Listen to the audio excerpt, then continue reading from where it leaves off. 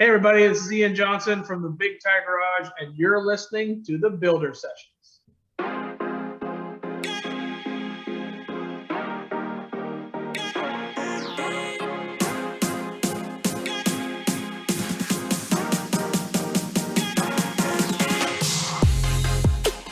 Welcome to the Builder Sessions, a podcast where we chat with your favorite builders. We get to know them, their stories, and hopefully inspire you to get off the couch and build something cool. I'm Hoff. And I'm Rosie. And on this episode, we have Ian Johnson from Big Tire Garage, Powerblock, and MotorTrend. We talk about pursuing our passions, the importance of just diving in and getting your hands dirty, and the tools necessary to be successful. Please enjoy our interview with Ian.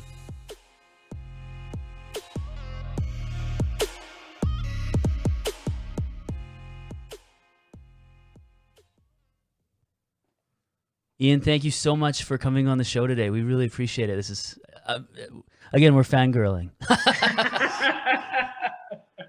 Well, I'm happy to be here. It's always good to sit down and talk shop with shop teachers from the Great White North. It's always fun. Yeah, when we first realized that you were, we'll get into that in a second, but we're both like, he was a shop teacher? This is going to go down a whole nother rabbit hole. Yeah, exactly. Well, Ian, to start off, if you wouldn't mind, for those of our listeners who don't know who you are, would you mind letting them know a little bit about yourself and what you're up to? Yeah, so my name's Ian Johnson. I'm a television personality, business owner, founder. So basically I own a production company that makes TV shows for companies like MotorTrend. We've done stuff with Amazon Prime. We've done stuff with YouTube Red. We work with companies and just basically with them personally for content for their websites or YouTube channels or anything like that. So that's the business side of what we do. And I own that business myself. I'm fortunate enough that I have a job where I get to build cool off-road trucks every day and play on rocks, and I get paid to do it. So that's my day job now. I started my career when I was like 17, signed my apprenticeship papers, co-op to be an automotive mechanic, or now it's an automotive technician. They changed the name halfway through that. But yeah, I was an automotive mechanic, heavy truck and coach, and car is where I started. I worked at a GM dealer in a small town called Perth, Ontario, which is just outside of Ottawa. Went to school, went to school in Algonquin College in the General Motors ASEP program. Wrote my license, got my red seal. I think I was like 20 or 21 when I wrote it. And then I thought I was going to spend the rest of my life just building cars and fixing transmissions, which I still love doing, and I would do it today if I had to. But then I wanted my summer off. Summer in Canada is so short. I didn't want to work in the summer. And my parents were teachers, and so I knew that teachers didn't work in the summer. And I was like, I wonder if I could become a teacher. And so I went to my parents and I asked, I said, is there any way? I don't want to go to university. Can I be a teacher? And they said, of course, you can be a shop teacher. You don't have to go to university to be a shop teacher. You just have to go to teacher's college. So I was like, I quit my job, applied to Queens. Well, other way around. Applied to Queens, got in, quit my job, and went to Queens and started teaching high school transportation technology, it was called at that point in time. And I did that. And then I just, on a whim, applied on the internet for this job. It wasn't really a job at the time. It was just a spot on a TV show called Monster Garage with Jesse James. And I flew to California and did an episode and had a lot of fun. And I was like, man, this TV thing is pretty cool. But all my friends joked. They were like, well, you peaked at like, I think at the time I was like 29. Yeah. They're like, you peaked at 29. You can never do anything cooler than that. And then literally it was a year later that I got another offer to do another TV show for Spike TV, launch a show about four-wheel drives. And that just has been the domino that tipped over. And that's basically what I've been doing for the past, that was in 2004. So it's like 18, 19 years now that we've been making automotive TV. And I went from working for a production company to opening my own production company. And that's where we are right now, making television shows about wrecking really good cars. Nice. That is so cool. That's the coolest. So let's soak that in for a second.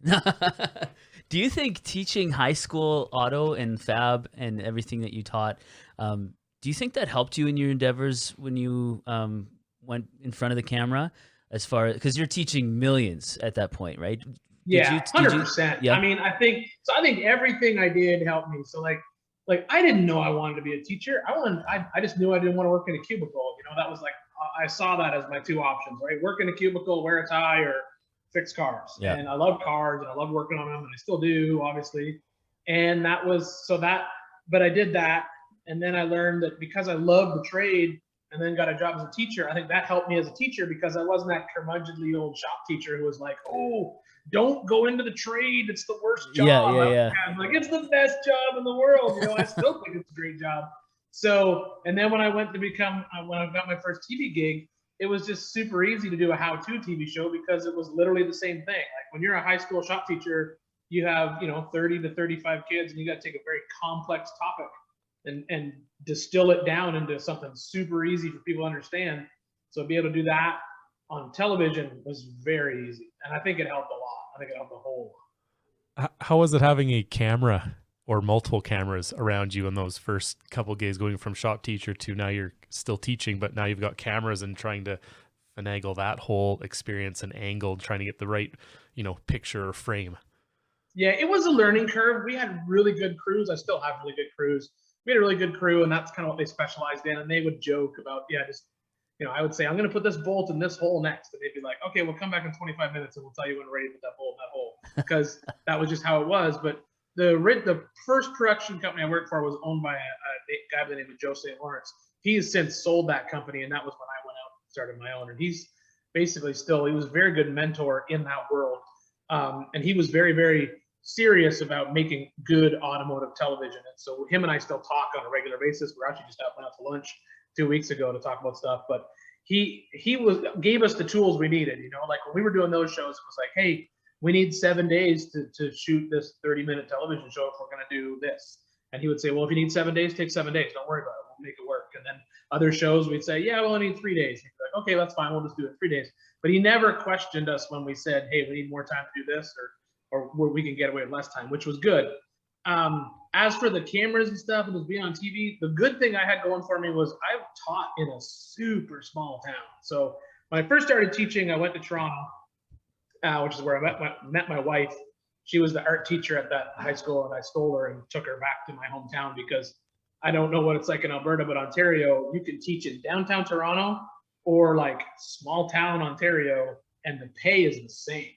And so I kept saying to my wife, like, why would we live in downtown Toronto when we could live in Smiths Falls and live on the Rideau for a tenth of the price? Yeah. So we ended up moving back to the town that I grew up in, and I taught at the same high school that I actually went to. And when you're in a small town like that, everyone knows who you are. So you just, once you teach for 4 or 5 years, every kid knows who you are, every parent knows who you are. And so I was just used to people knowing who I was. So if you're walking around and people going, hey, Ian, how's it going? I just felt the same as when you're walking around and going, hey, Mr. Johnson, how's it going? So it just felt the same, to be honest with you. So it was a learning curve to get used to having cameras around, but just being on TV, it actually was a pretty easy transition for me. So going back to your story a little bit, was there one person, because reading your bio on your website, it talked about how you went to your counselor at the school and you wanted to be a mechanic, and he was told he wasn't allowed to tell you about it. So then you switch high schools right away. Was there someone in your life, or like a celebrity or someone in a magazine, who really inspired you to go to pursue that, and encouraged you to jump over the hurdles that presented themselves in front of you, in front of your goal? Yeah, I would say probably two people. I knocked my dad a lot because he was just doing what he knew, right? He was a white collar dude, and he didn't expect, if you work in a white collar, the last thing you want is like, man, I hope my son's a plumber. That's not how you're wired, right? So he was the high school principal, and so I went to my guidance counselor and I was like, I want to be a mechanic, and they kept saying, well, what about engineering? What about this? I'm like, I don't want to go to university. I don't like school. I'm out.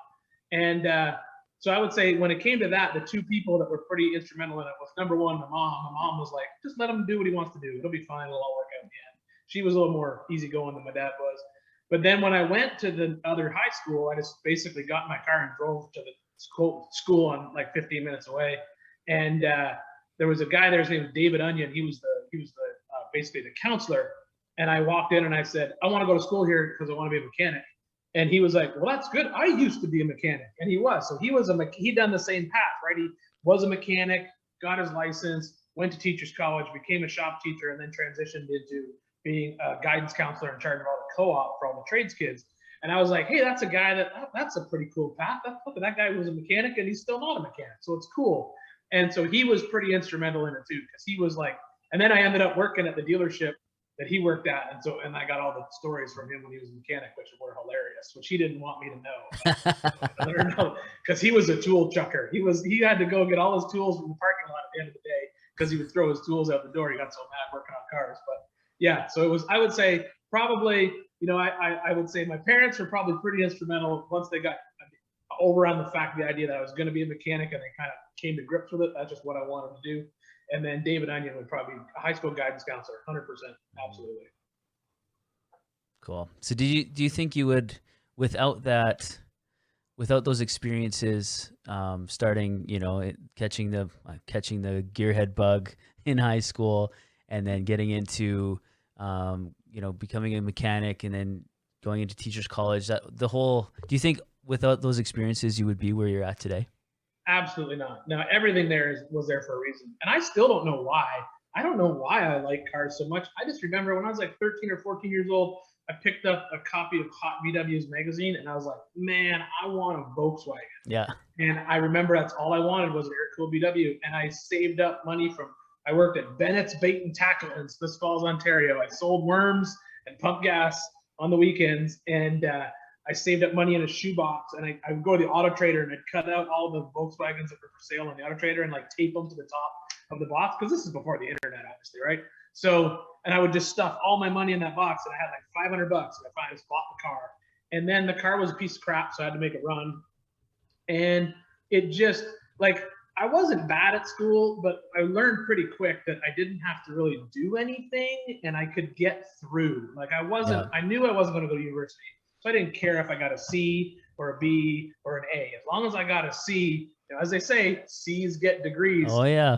As long as I got the C and everything else, I didn't care, because I was like, I'm not trying to get into university. I'm not trying to get into a specific school, so I don't need to worry. As far as I was concerned, I didn't worry about my grades. But the shop classes, I loved them.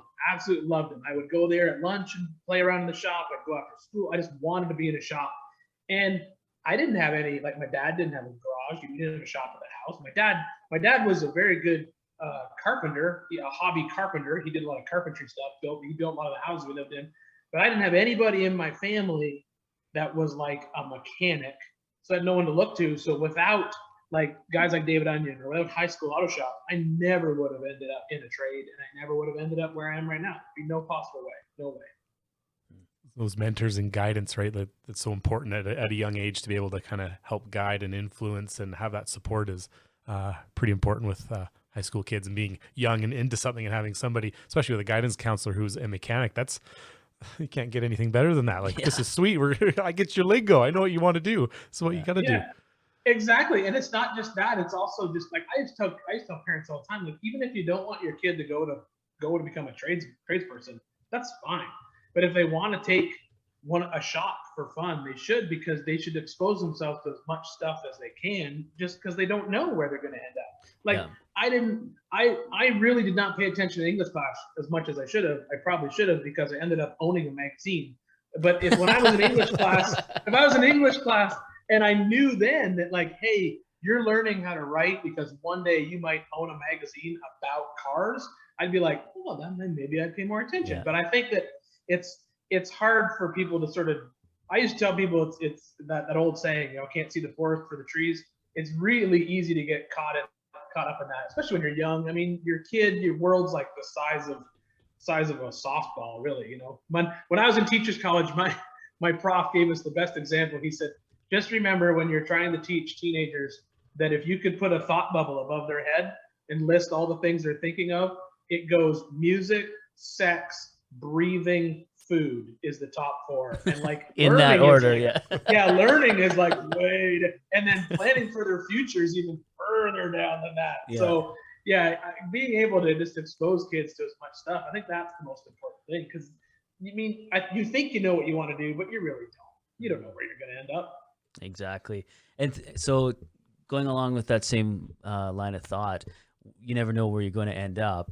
Have you found that there are more, this might be an obvious answer, but have you found there are more opportunities to explore your creativity and to like just more opportunities for you in your career and your path in the US versus Canada? Or do you think you could have, side note, like not considering the weather and the taxes, but Yeah, no, I hate to say it because I do still love Canada. I think it's a great country, and I think it really is. But I just I think that there is so much opportunity in the U.S. just based on the fact that it's just the mentality. Like once you get here, you completely understand why. Like once you start living here, it's like it's not just the taxes, it's not just the weather, it's not just the fact that there's 10 times as many people. I think that's probably part of it, to be honest with you. But there's just this attitude, like I just spent a week at Easter Jeep with some of my friends from Canada, and there's just this different attitude, right? It's like when you start living in the States, it's just like, yep, nope, anything's possible. Yeah, I'll open a business, I'll do this, I'll do that, I'll try this, this is what I'll do. I'll start a YouTube channel, make a bunch of money, and then I'll quit my job. There's people always like, I'm going to try this and see what happens. Where I find that with Canada, I think it's almost like we're just learned, ingrained. It's like, all right, well, you go to high school, you get a job, you buy a house, you pay it off, we're not in that order, but you buy the house, you get married, you have kids. And the risk, in Canada, everyone seems to be more risk averse. Where in the States, it's like, yeah, what's the worst thing that can happen? Don't worry about it. There's nothing bad that can happen. We'll just figure it out in the long run. So I do think that there's a lot more opportunity down here for sure. Would you ever go back into teaching at a high 100%. school or college or something? Not in America. hey, there's a bonus. Yeah. No, come to Alberta. Yeah, I consider myself lucky in the fact that I left the trades when I still really liked the job. And I think that's what happens to the grumpy old shop teachers, is either they hurt themselves and so they're looking for a way to just get off the bench or out of the trade, and teaching is the easy way out, and the government gives them some disability money to go to university and stuff. So when I was a shop teacher, I always used to say I'd go back to the bench in a heartbeat. And once I left teaching, I used to say I would go back to teaching. Easy, heartbeat, done. If I ever had to leave here and move back to Canada, I'd be back in the classroom in a heartbeat. I loved it. I think I would do my goal would be to do I always envied the part-time teachers, because they could skip out on staff meetings and bus duty. And I would be like, I want to be like that teacher that just rolls in the back door of the shop, teaches the class, and then just rolls back out. Yeah. That would be perfect for me. Semi-retirement. Yes, exactly. That'd be perfect. That'd be pretty cool to have the experience to come back into teaching, even when you taught after being in the trades. I think it's nice to have every teacher brings different skill sets and experiences, but some of your car builds and stuff with students and different things, I find it so rewarding being hands-on with them and trying new things and trying to kind of push the envelope and being creative. And I think they get a lot out of that, being able to bring in former experience from the trades or other areas. And it really shines through the teacher and then the students, kind of the learning process that they take on. Yeah, I would agree with that. The hardest part for me would be having to get back underneath a budget, because I tell everyone now, all the time, I'm like, I was given $1,500 for 6 classes of transportation technology for the year. I say to tell people all the time, I said, I spend my school budget by lunch on Monday of the first day. Oh yeah. It's just oh, look at that. Look at that crate motor. Let's get that in here. Problem solved. What's the budget? Yeah. I used to say to the kids, if they broke a grinding disc, I would look at them and be like, go sit down. You're done for the month. You've broken a $7 grinding disc. You can't do anything else for the rest of the month. Yeah, I know. That's an interesting, it's an interesting point that you bring up, because it's still kind of similar. Budgets are in the class. I mean, different programs and different school boards and communities and, different situations, different schools, have different situations, and some shop teachers have a lot more money than others. But when you were in shop and you were experiencing these budget difficulties, did you partner with industry at all? Did you, knock on doors for donations and, that type of thing? Yeah, so the wood shop teachers, I always said, had it lucky, because they could just start a small sweatshop and sell Adirondack chairs out the back door. You got kids. I did, but I mean, I get that. I never liked that, because to me it was I felt like I knew that, yes, I agreed with the teacher where he was like, hey, they're learning something. And I'm like, yeah, 100%. But at the same time, you've created a small factory is what you've done. You're teaching them how to basically sand an Adirondack arm.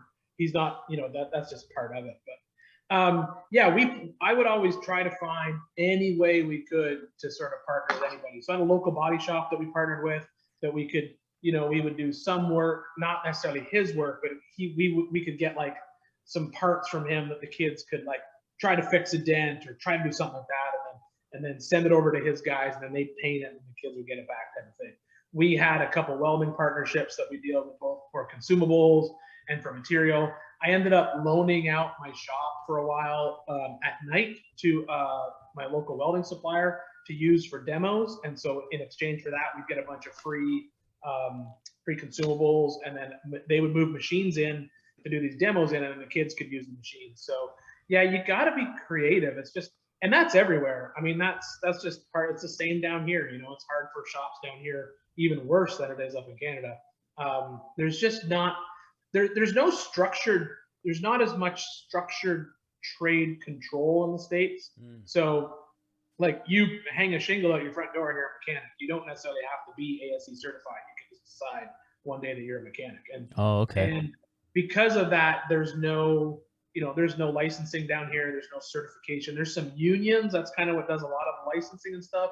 But so down here, it's not as strict as it is up in Canada. That's the one thing. I think there's more respect for trades in Canada than there is in the States. I think that's a super good thing about Canada and most of the rest of the world, to be honest with you. If you go to Europe, it's the same sort of thing. So yeah, it was always a game of being super creative to try to find enough money to do something with the kids in a shop class. Absolutely. That's interesting. What you mentioned about ASE, because I went to WyoTech in 2005, and we get all those certifications, and then the next step was get ASE. But I always thought, coming from Canada, I assumed it was the same thing. Like instead of getting your ASE, you just would get a journeyman and a red seal. And so that's really interesting. I didn't realize that it's not as regulated as it is up here. There's some good and some bad things about the States once you live here and you get used to it. Like the good thing is that it really is like 50 little countries. There's 50 states and every state has a different rule, and that's a good thing. I think I kind of dig that, because it's like, hey, if you don't like the rules in this state, maybe you shouldn't live in this state. You should go live in that state. States have a little bit more control over basically the rules and laws that affect your everyday life, opposed to up in Canada, where like the federal government makes a rule and like all the provinces just adopt it. That's just the law across the land. Yeah. Whereas down here, it's more like, well, no, we're gonna make a law about this, and you can make a law about that. So and trades fall into that same thing. Like some states, you have to be a union carpenter, which would be the same as a licensed carpenter up in Canada. But a lot of states don't have that. It's just very different. It's just a different system, but it's a little bit more fast and loose down here for sure. That's interesting. So, talk about your 4x4 building, your extreme 4x4 shows and stuff. Are you into any other, are you into muscle? Like, do you have any other, are you just live, breathe, eat 4x4? Do you have any other like muscle cars, or are you just a 4x4 guy? No, I like all cars. It doesn't matter to me. I thoroughly, so when I started when I was in high school, and I bought my Bug, and then the crew that I would hang out with, because I didn't have any tradespeople in my life, aside from people that I met in the car club in my hometown of Smith Falls, which was the Rolling Thunder Car Club. Oh yeah. And Rolling Thunder Street Machines. So it was all pro street stuff. So it was like, we're always working on each other's cars, and it was all like 67 Mustangs and old Mopars, and we all hung out at a shop called Street Tech Engine Supply, and we'd sort of help out the owner of that, kind of work there for free just to work on cool cars. And he had a couple pro streets that he would build.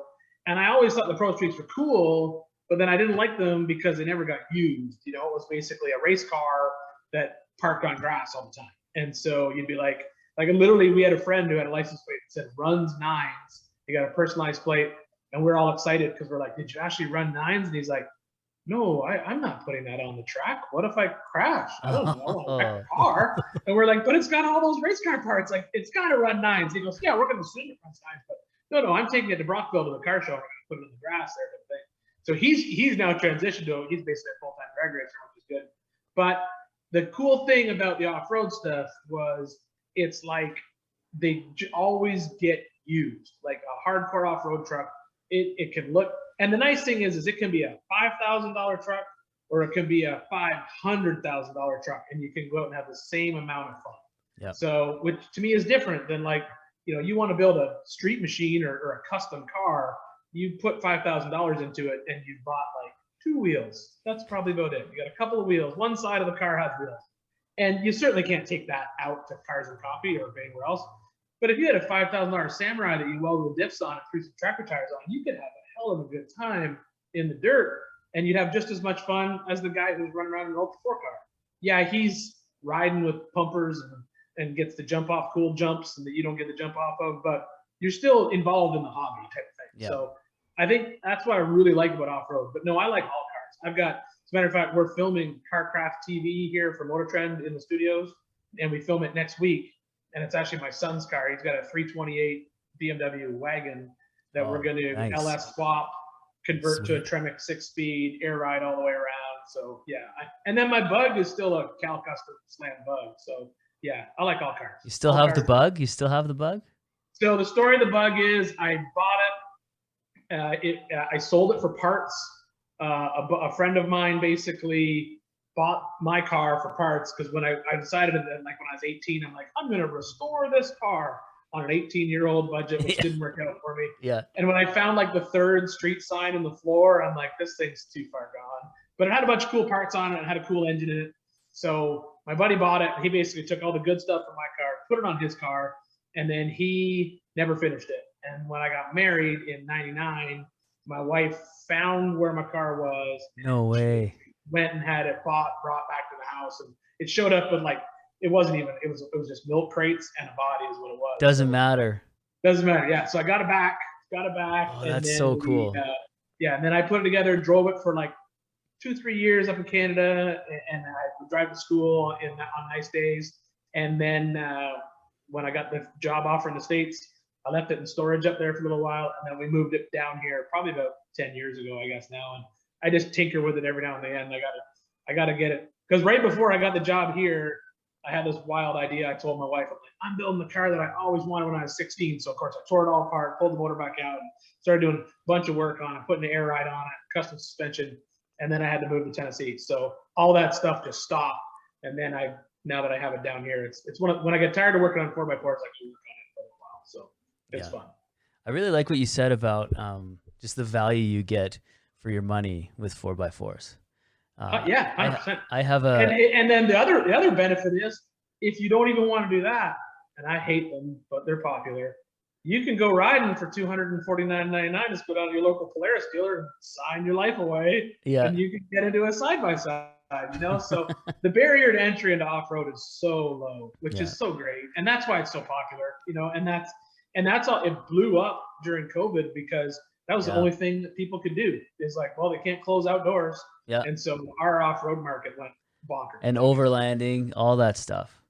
Yeah, car camping, all that stuff. Yeah. That's when I bought. I have my daily driver is a WJ, and so I just put a little 2-inch lift on it and just a little bit. I think I have like 30.5-inch tires, and just 2-inch lift and some Bilsteins, and it's capable. It keeps up with quite a like some of these guys who spend a ton more money on, and like you said, I could still have the same amount of fun within reason, but. And I can pull the tent trailer and take the family camping because it's a V8. So yeah, no, it really is a good time. And then it's also it's super family friendly because you got your kids out. Like my son's driven every vehicle, and now he's in school in Tucson. So the first year he went, he took his BMW, and then he came back and he's like, I kept telling him, I'm like, you can take a Jeep, like you can take one of the Jeeps.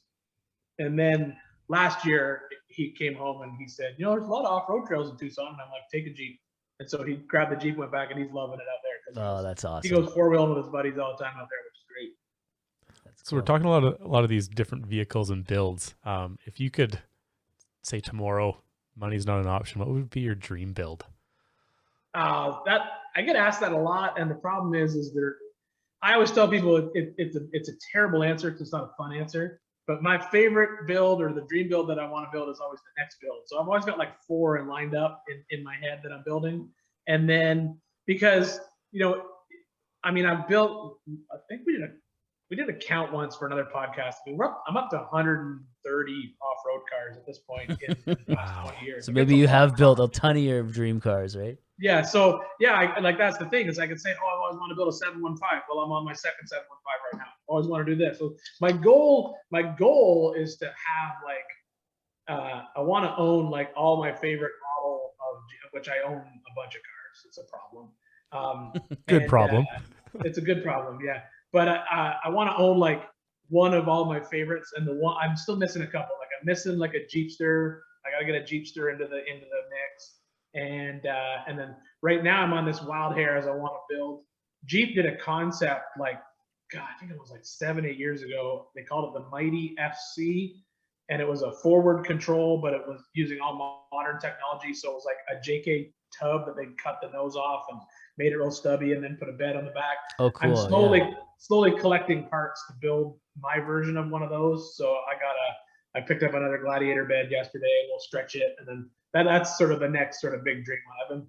I did the 2-door Gladiator last year. Jeep did a 2-door Gladiator as a basically concept vehicle, but never built it. So right now I'm sort of on this mission of like just stealing other people's, like Jeep came up with this great idea of doing a new forward control, but they'll never build it. So I'm like, well, I'll just build my own. So would you use an old forward control cab and then a Gladiator box, or would you kind of create your own version of a forward control with like Wrangler parts or something? It's all Wranglers. So what they used is they took a Jeep JK and they basically put a new grill on it, right where the firewall is. Okay, yeah. So they shortened up the JK body. So I want to do the exact same thing. I want to do a JK front end and then just make my own grill and make it look like old. But I want it to basically be almost the exact same way they did it, because they just did it out of the parts bin, and I was like, that's kind of cool. But they didn't have Gladiator beds back then. And I'm like, man, it'd be cool to have a Gladiator bed on it because that would be more different. So would you do a 2-door? 2-door or 4-door? It's a 2-door. Yeah, I would do a 2-door. Yeah. Okay, that's cool. Okay, so so you have a ton of different ideas of builds you want to do. What about I know you've participated, well, you just got back from Easter Jeep Safari. You've probably spent a ton of time in Moab. You've done Ultimate Adventure, all these things. What's your dream trip? Oh, I've done it all the time. I've done it. I've done every one of them multiple times. So, or if you could create one, what would be? What would you do? I think I did one a long time ago, which I would do again, where we took a 2-buggy and we left Tennessee and we hit like a park in Tennessee, a park in Oklahoma, a park in Arkansas, hit New Mexico, hit Barstow, California, Hammers, and then finished in Southern California. If I could, I'd do that again. I would do like not a overlanding or like a drive the vehicle to the place, like haul a buggy. And then what I'd really like to do is like get a group of like 5 or 6 people to do it, and we all throw in and get our buggies, and we all just go and hit like go somewhere like across the country, or maybe even a giant circle of the country, and just hit all the super hard stuff that we can hit, and then get it all done in one big trip, which would be tons of fun. You could make that into something huge, because for instance, something that I will never do, but all those extreme like, what is it, Tough Mudders and all those like races, you do 3 of them, you get a medal. You do 5 of them, you could you check off all the boxes, and that'd be really cool. Yeah, it'd be fun. We've tossed around the idea a couple times of how to make it happen. So who knows? We may do it. Nice. That would be one. Probably my favorite trip that I ever did, that I also, and everyone who's been on it says it was one of their favorite trips, was we did a trip with my old TV show called Whiskey and Wheelin', where we left Tennessee and we went 4-wheeling just down the road, and then we went to a whiskey distillery, and then we went 4-wheeling the next day, and then went to a different whiskey distillery.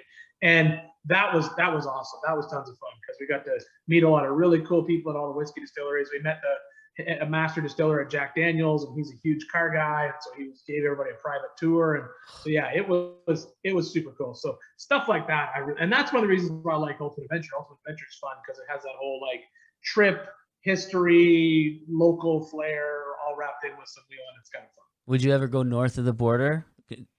Yeah, I would. We have family on the island in Victoria, and I would like to go do we did a couple light trips up in British Columbia.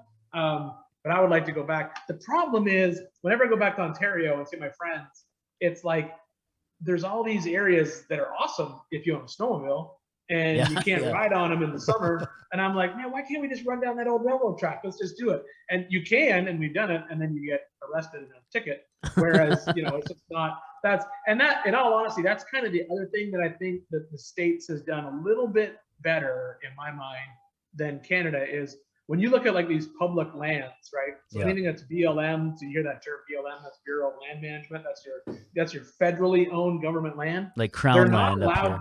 They're not allowed to discriminate against recreators. They're not allowed to say four-wheelers only, no side-by-sides. Oh, really? Yeah, it is. It's if you have a piece of public land and a group wants to recreate on it, whether that be motorized, hiking, horses, camping, gun shooting, like you cannot ban them from federal land. It's everyone has to be able to use it. Every citizen has to be able to do that. Yeah, and the thing that cool. the thing that people understand is, I mean, like we drive over rocks in our Jeeps for fun, but I have friends who, we have a friend who we go wheeling with him. He's a Marine and he's a double amputee, and he used to love to go hiking. The reason he got into four-wheeling when he got out of the hospital was because now he can go the places that he used to go hiking. He just has to go there in a Jeep because he's got no legs. Yeah. So he's not going to hike in there. And that's sort of the justification behind it, right? It's like public land is public for everyone. That's not cool. just for a snowmobile or just for a four-wheeler. And that is one thing that I think that they've really done well down here. Now you got to fight for it. There's always, and that's just part of it because, population growth and, people want to move in, they don't want you on it for whatever reason or this reason. So you do have, but we have a lot of really good land use groups that keep that stuff open for us. Nice. That's cool. I appreciate that about that's because it's true, because there's like footpath only, or side by side only, no four wheeling. Like there's a ton of different signs. You got to know where you're going. You get a fine. That's cool. And the town that I grew up in, like and they say it all the time. There's more snowmobile paths in Ontario than there are highways, which is true. Yeah. And it was in the winter, if you were into snowmobiling, which I was not because I hate the cold. And most of them are old railroad beds. And I'm like, why can't we just drive down that railroad bed in my truck? That would be so much fun. And they're like, nope, snowmobiles only in the winter. Can't take a four-wheeler on it. Can't take a side-by-side on it. Can't take a Jeep on it. And I'm just like, this is just silly. Why can I drive over it in the winter, but I can't drive over it in the summer? It made absolutely no sense to me. Yeah. Crazy. Switching gears here a little bit, for somebody wanting to get into whether it's 4x4 building, automotive, some advice for somebody wanting to get started in this area. For off-road four-wheel drive building, the only advice I could give you is you just got to start building. That's all you can do. I mean, there's no school for what we do. There's YouTube, there's all kinds of stuff. But if you want to build off-road trucks, it's good to have a good basis in mechanics, because you do spend a lot of time working on axles, working on transfer cases, working on drive lines, engine stuff. But I mean, being a mechanic just made me a better builder, and then fabrication comes after that. And fabrication is literally, it's just like any other trade. It's just like being a carpenter. It's just time on the tools. You can't expect that the first roll cage you ever build is not going to look good. It's going to look bad. And then the next one you build is going to be a little bit better and a little bit better and a little bit better. So it's all just time on the tools, and never be afraid to sort of dive in there and start working and just study, learn, figure out what people are doing. The beauty now is, I mean, when I was building stuff there, I tell my son this all the time, there was no internet, there was no Amazon. We were building cold air intakes for our cars using dryer vents and stuff that we bought at Napa. Yep. Like it was just resourceful. What we did. There were no kits to do things. That's just how everything you built yourself, right? Just by one-off APC parts. That's right. Yeah. And that was just part of it. And I think that there was, and then the transition, things changed, and now there's so many resources for somebody who wants to get into 4x4 building, even just fabrication. I mean, you can buy so many kits, like the Artec truss kits that you can drop on an axle and it's ready to four-link it, or the Motobuilt front half frame clip where you can cut the front off a YJ and turn it into basically a four-link race car. I mean, that's stuff that we used to have to just spend hours and hours and hours just figuring out how to get tubing to fit right. So the beauty now is there's a lot of resources for it, but it's just like any other trade or skill, man. It's just time on the tools and just keep slugging away. That's all it is. It's just experience. Yeah. Is there any technical skill sets that would be more Yeah, to probably. develop? So in 4x4, the number one thing is going to be welding. 100% welding. That's probably the most important skill to learn. And not just, I tell people all the time, it's not just learning how to weld the way that they teach you on YouTube, which is, okay, hold it like this and make little E's. Yeah. It's understanding what's happening when you're welding. So having a basis and understanding like what that molten puddle's doing. Like the best story I ever had was I taught high school welding because I went and got my second certification so I could reopen our welding shop because it was closed. And there was a kid and he was building a mini chopper. That was our class. It was a senior project, was building a mini chopper. And he wanted to weld a quarter onto the stem of his mini chopper, or a nickel, I can't remember what it was. And he goes, I'm going to weld that on there. And I said, you can't weld that on there. It's like mild steel. And I don't even know what a quarter is made of, but it's not mild steel. I said, there's ways that we could like braze it on there. We could panel bond it on. We can glue it on there. He's like, no, I'm going to weld it. And he fired up the MIG gun and he just like boogered that thing onto there. And it was like sort of stuck on there. And he goes, look at that. I welded that. And I like went over and like flicked it off with my finger. And I said, that's not welded. It's just held with like some metal. There's like welded is different than that. And that's, I think, probably the best skill to learn in the off-road trade is learn the science behind the welding, all the little, when you use what type of welding, filler material, all that kind of stuff. That's probably the biggest thing. Yeah, how to read the weld, like fusion, all that kind of stuff. Hey? Yeah, like what's undercut, why is it bad? When because the thing that people don't understand is, we talk to people all the time. It's like, when we weld stuff, it's all different. Like there's times when you do multiple passes, and that's not bad. That's good. That's a good thing. And some people be like, oh, you had to go over that twice. We're like, yeah, because I actually wanted it to stay together. That's just why I welded it twice. Yeah. And people don't understand when they look at like a TIG welded frame. I'm like, that's 2 times around every single one of those tubes, right? Because there's a root pass, and all you're seeing, the pretty one, is the cover pass. That's not that's not what's holding it together. That's just making it look cute. So when you see it, you think it's race car. But that's probably the most important part, is understanding what's happening in there and when to do what. I think a lot of people they like stick it on there and they turn the machine up and they make it look good, or they'll say, oh, it's ugly, but it's going to hold, which is absolutely not true. And on the backside, there's absolutely no penetration. Yeah, nothing. No heat signature, nothing. Yes, just exactly. A clean piece of metal. Yeah. So sticking with that kind of line of thought as far as skill sets and stuff, for someone who wants to get started, whether getting into an apprenticeship for fabric welding or automotive, what are the top 3 starting out tools that you'd recommend to somebody? So I would say top 3 tools. So number 1 is going to be probably willingness to learn, because that and not just willingness to learn on day 1.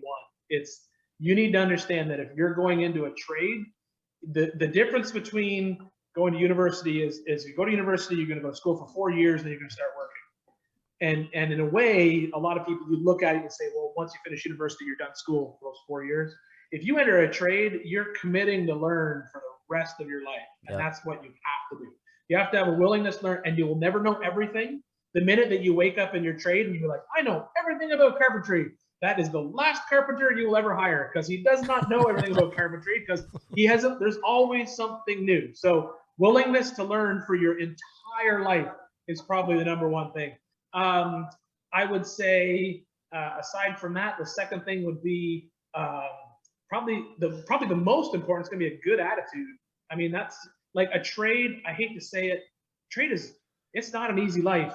Even though it's a fun job, it's a hard job. It's a physical job, and you're going to be in a situation where sometimes you are going to work with that curmudgeonly old carpenter or welder or mechanic who hates their job. And so having an attitude of, I still like this job, I would say that's the next one. And then third, man, that's a tough one. Let's see, willingness to learn forever, having a good attitude. And then I would probably dance between, hand-eye coordination and some sort of physical, I don't want to say strength, but physicality. Like you're about to enter a job where you're going to be working with your body for the rest of your life. And if you want to make it to, like, I'm 50, and I still crawl around on the concrete, you're going to have to understand that you need to have some sort of skill set and or be willing to commit a little bit to, working out or staying a little healthy occasionally if you want to still crawl underneath cars for the rest of your life. So, and then, but it's just like everything else. When you see it all the time as a teacher, I'm sure we see it all the time. When you see a kid pick up a ratchet and they use it, you'll know like that kid has a future in a trade, or that kid's not meant to use tools. You just know, this is a safety hazard for you. So when I started teaching, and it was so funny. We were talking about grading a shop teacher by holding up his fingers. But I started with this teacher, and he said to me, he said, "I'll tell you what." He goes, "We'll finish the first day of class." He said, "And I'll take a piece." He said, "I've done it every year since I started teaching." He goes, "I'll watch all the kids on the first day, and then he takes my class list, and he goes, and I'll just sort them into who's going to be, A's, B's, C's, and who's going to quit." And he said, within the first week, you know who wants to be there, who's going to put the effort in, who's just going to skate, who's going to not survive in the class and drop out. And he said he was always right. He goes, only wrong a couple times. And when I started teaching, I would do the same thing. You just watch the kids for the first week, and you'd be like, yeah, that kid's going to go into a trade, or that kid's going to, they're just here for fun. Or you can absolutely tell when someone picks up a tool that they're meant to have a tool in their hand. You 100% you can. Yeah. And it's like, it's almost, it's comical because you can just pick, okay, maybe have you ever thought of maybe like new media or something working with, Not of engineering. Not of engineering. Just down the hall. 100%. You can't give up on them too early though. Cause sometimes there's that little bit of a learning process, and then all of a sudden the light turns on and it's like, right. Yeah. Like, Yep. No, and a lot of it was because we were in a small town. Some of the kids had used tools with their parents and stuff. And the farm kids like kids. me, they were never exposed to it until they actually got into a shop class and started doing stuff, right? So it was, there's always those one or two that'll surprise you, and that is those are my favorite ones, because my favorite ones were the kids who were like, weren't going anywhere. There was two of my favorites. One where the kid wasn't going anywhere. Every teacher hated him, and I loved them because they were failing every class except shop class. Yeah. And I would always tell them on parent night, make sure you come see me last, because I'll say nice things about you after your English teacher says you're the worst kid in school, you never do your homework. and then those were my favorites, because those kids would then realize, okay, I really like this. Now what do I got to do to get to the end? Yeah. And then they'd realize, all right, I need to just get out. If I can get out and go to work, I'll be happy.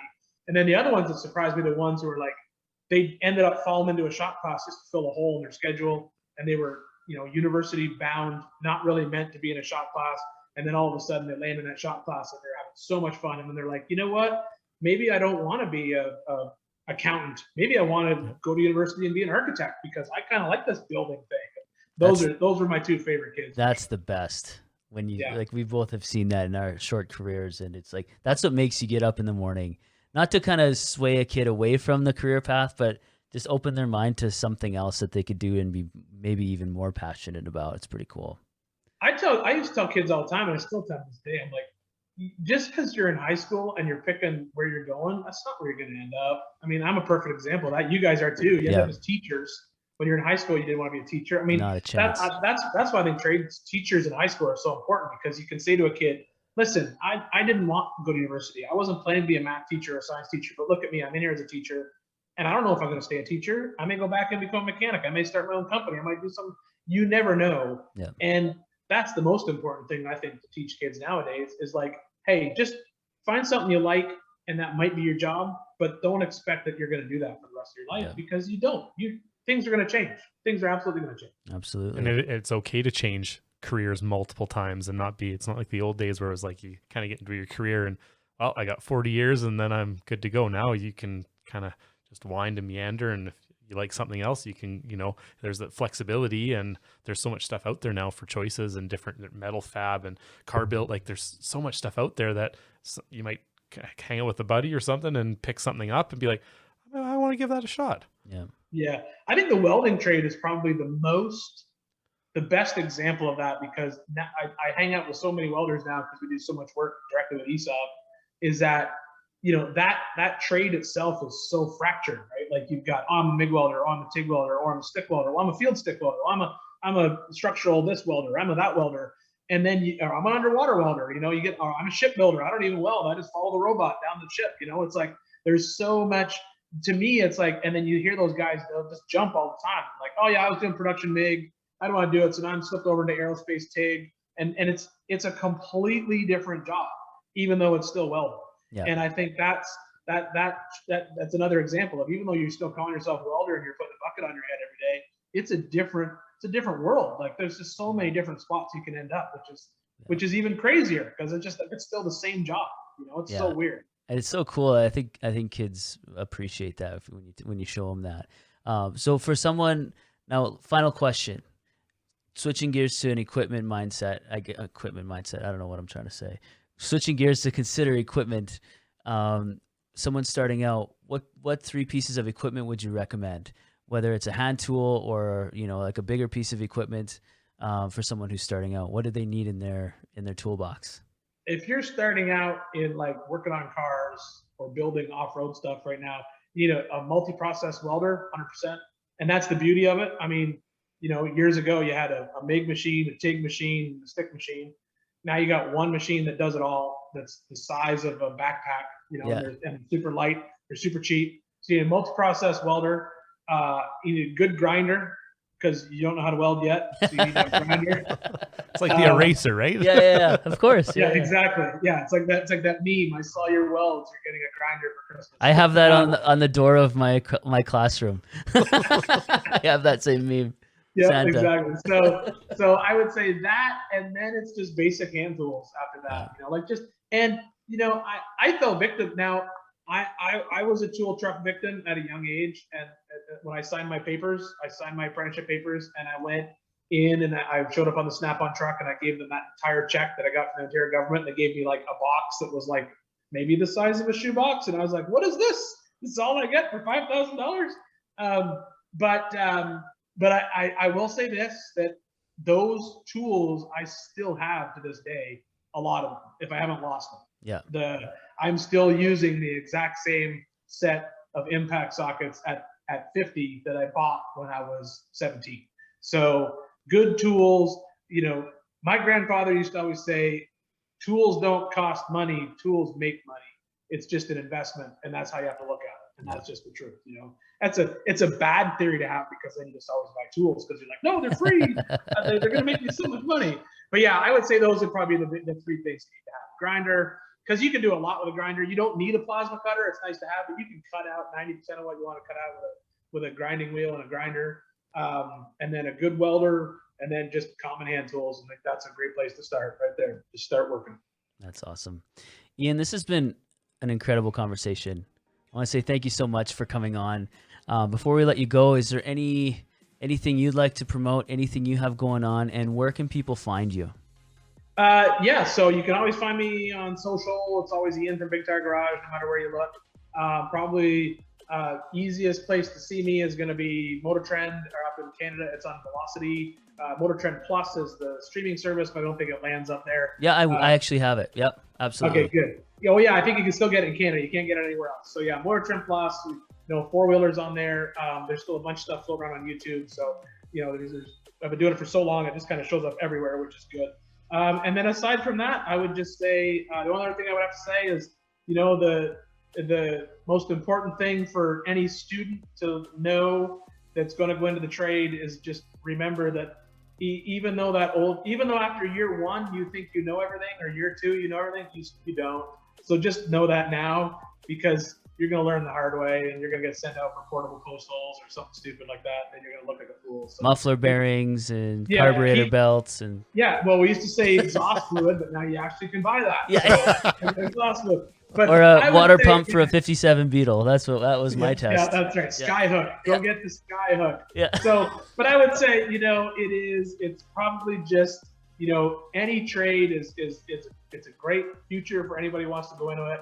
Is just keep an open mind and understand that you're always gonna. I still learn stuff to this day about working on cars and building stuff, and you're never gonna stop learning that. And if you can keep that open mind, you'll have a very successful career. That's awesome. Ian, thank you so much for your time today. We really, really appreciate you taking time out of your busy schedule to come on the show. And thank you to everyone for listening. All of Ian's information and social media links will be in the show notes, and everything else that we have going on will be in the show notes too. So thanks once again, Ian. Thank you. Thanks for having me. Thanks, Hoff. Thanks, Rosie. And we guys will catch you on the next one.